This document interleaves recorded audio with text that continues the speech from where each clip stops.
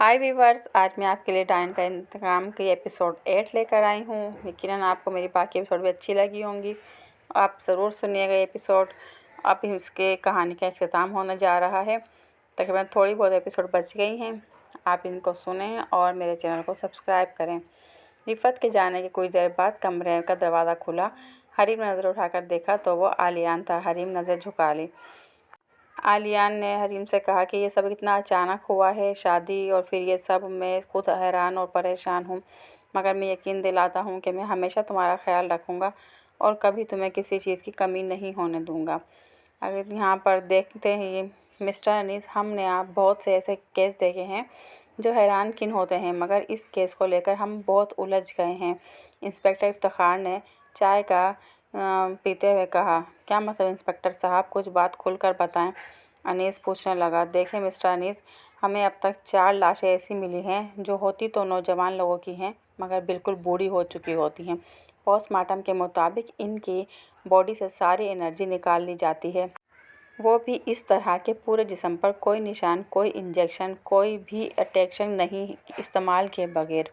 ऐसी लाशें भी मिली हैं जिसके पेट में अंदर लंबे लंबे नाखून मिले हैं। डीएनए से इस दुनिया के किसी जानवर, किसी इंसान के नाखून नहीं हैं ये।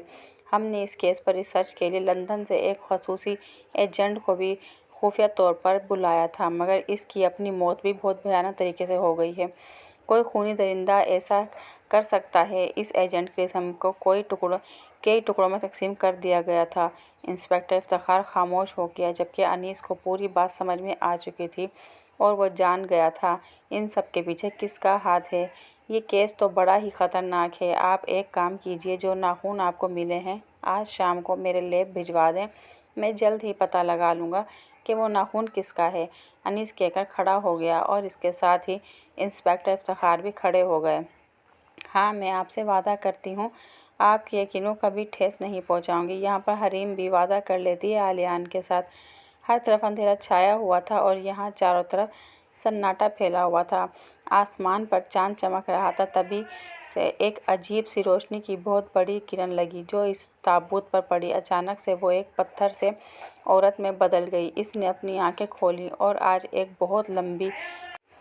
वो आज एक बहुत लंबी नींद के बाद जागी थी। इसने अपने दोनों हाथ ताबूत पर मारे। ताबूत का ऊपर का शीशा टूट गया और वो उड़कर हवा में खड़ी हो गई और अगले लम्हे छलांग लगा के ज़मीन पर खड़ी थी।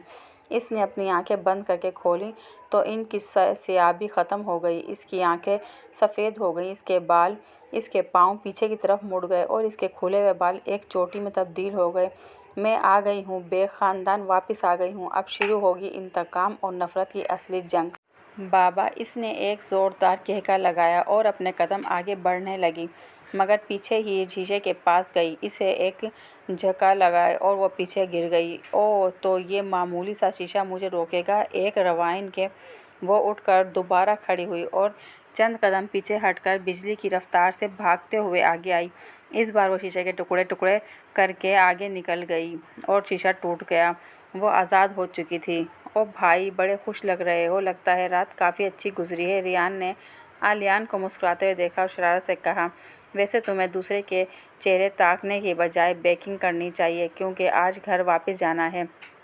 आलियान ने अपने भाई से कहा।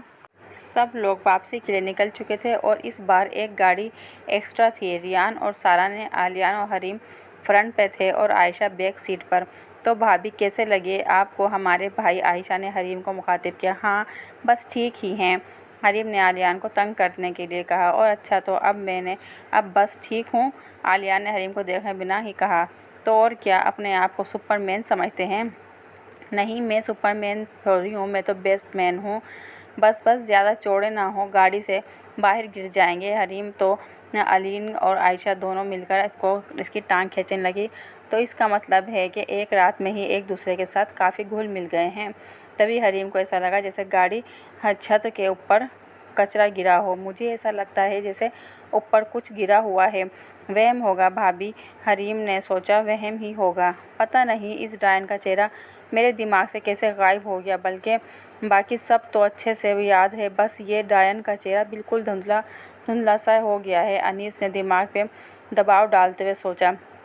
एक बार इंस्पेक्टर इफ्तिखार अंकल मुझे इस डायन का नाखून भेज दें, इसके बाद इस डायन तक पहुंचना बहुत आसान है, पर इसका चेहरा क्यों मेरे दिमाग से मिट चुका है। तभी डोर बेल बजी। अनीस जल्दी से मेन गेट पर गया तो सामने एक हवलदार खड़ा था। जी कहिए, अनीस ने इससे पूछा। डोरबेल बजी। अनीस जल्दी से गेट पर गया तो सामने हवलदार खड़ा था, जिसके कहने पर अनीस ने पूछा, जी फरमाइए, किससे मिलना है। जी मुझे इंस्पेक्टर इफ्तिखार ने ये नाखून देकर भेजा है। इसके हाथ में एक पैकेट था जिसमें पानी था और अंदर एक 7 इंच का नाखून रखा गया था। इंस्पेक्टर ने कहा कि आपको जल्दी से ये देकर वापस आना है, क्योंकि खूनी निहायत बेहिशतरे हवलदार पैकेट अनीस को देकर वहाँ से फटाफट चला गया। अनीस ने डोर बंद किया और अंदर आ गया। इफ्तिखार अंकल ने कहा था नाखून काफ़ी बड़े, मगर ये तो इतने बड़े हैं ही नहीं। अनीस ने सोचा, नहीं ये नहीं हो सकता, नहीं हो सकता। सायरा गुस्से से चिल्लाते हुए बोली। वो जैसे ही गार से बाहर आई थी, इसकी चोटी छोटे बालों में तब्दील हो गई, इसकी आंखें नॉर्मल हो गई और इसके नाखून भी नॉर्मल हो चुके थे, और कई बार कोशिश करके बावजूद वो कुछ नहीं कर पा रही थी। मेरी ताकतें नहीं जा सकती, मुझे मेरे अपनों को बचाना है, इन्हें असली खतरे के बारे में बताना है। सायरा ने बहुत कोशिश की, मगर वो डायन नहीं बन पा रही थी। अगर ताकतें नहीं तो क्या हुआ, मैं फिर भी वहाँ जाऊँ, मैं अपना इंतकाम लेकर रहूँगी। सायरा गुस्से से चिल्लाते हुए जंगल से बाहर की रास्ते की तरफ भागते हुए लगी। बाहर की रास्ते की तरफ भागने लगी। वो डायन थी और इसके भागने की रफ्तार बहुत तेज़ थी, मगर वो आज वो डायन नहीं थी, पर इसका इंतकाम और गुस्सा इसे बहुत ताकत दे रहा था। कुछ देर में वो जंगल से बाहर आ गई और भागते भागते बेग हवेली तक पहुंच गई। सायरा ने कुछ देर रुककर सांस लिया और भाग के हवेली के बड़े दरवाजे तक पहुंची, जहां 2 चौकीदार खड़े हुए थे। रिफत बेग से मिलना है। सायरा को बहुत तेज़ सांस चढ़ गया था। जी वो तो कुछ देर पहले यहाँ से निकल गए, बस इस्लामाबाद के लिए, चौकीदार ने बताया। सायरा ने हैरानी से कहा, मैडम आप कौन और आपकी हालत ख़राब लग रही है। मैं पानी लाता हूँ। तभी चौकीदार की नज़र सायरा के पाँव पर पड़ी और वो दंग रह गया। सायरा जंगल से नंगे पाँव भाग कर आई थी और इसके पाँव लहूलुहान हो चुके थे। मैडम आपके पैर तो खून से भरे हैं, अभी पानी लेकर आता हूँ। चौकीदार पानी लेने गया, मगर सायरा फिर एक तरफ भागने लगी। तो दोस्तों, आपको पता है कि आगे क्या होने वाला है? सायरा उन्हें किसको बचाना चाह रही है और ख़तरे में कौन है? ये तो बहुत ही सस्पेंस बढ़ गया है, और ये सब जानने के लिए आपको एपिसोड 9 सुननी होगी। तो मुझे उम्मीद है कि आप ज़रूर मेरी एपिसोड 9 सुनेंगे। तब तक के लिए धन्यवाद।